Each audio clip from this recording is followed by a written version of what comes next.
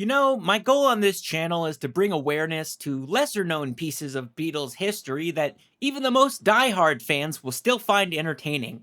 So, with that in mind, let's talk about fake mustaches. That's right, only serious research on my channel. August 29th, 1966.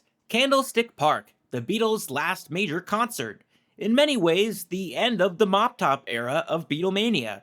After this final show, the Beatles sort of went into seclusion, at least as far as the public was concerned. John Lennon only waited a week to shed his Beatle hair before going off to film How I Won the War. And by the way, because I'll never have another chance to fit this into a video, did you ever notice that the women in that weird theater scene are the same wave ladies from Help? I swear this has to be an inside joke.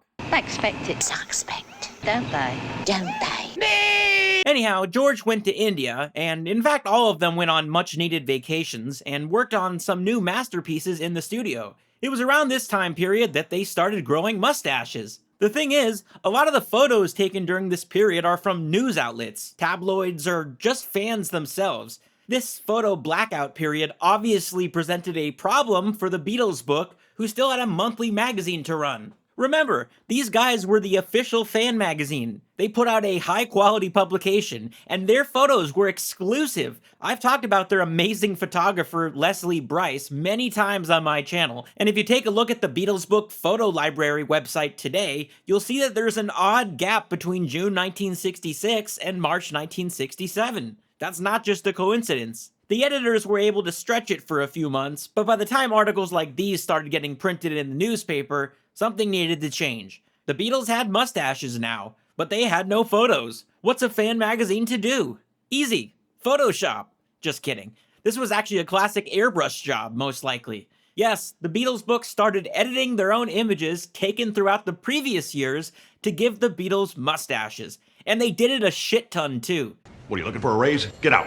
The first evidence that I can find of these misleading mustaches appears in the February 1967 issue, ironically featuring a cover that shows George shaving. Page 8 shows this photo of him at his Esher home featuring a mosaic of John's drawings. Here's the real photo, which was actually taken in October 1965. The centerfold featured this awful edit of John, which I will rotate to give you a better view. And the funny part is, this looks even weirder to us future folks because we all know what John Lennon is supposed to look like with a mustache. I couldn't find the exact original photo that was used to make this edit, but I did find these other photos from the exact same set, October 1964. Page 30 of this issue features probably the worst offender. Why, you might ask? Because he's literally in a mirror and he doesn't have a mustache. Like the cover photo, this photo was also taken backstage in August 1965.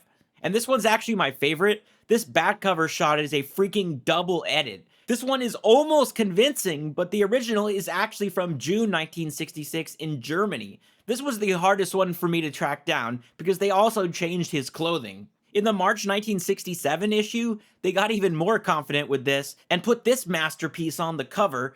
I have to say, it's pretty crazy that they actually got Paul's two seals mustache right, but they likely had reference photos from newspapers at this point. This photo is actually a double edit as well, where they changed Paul's suit jacket, and it's a zoomed in shot from this October 1965 photo.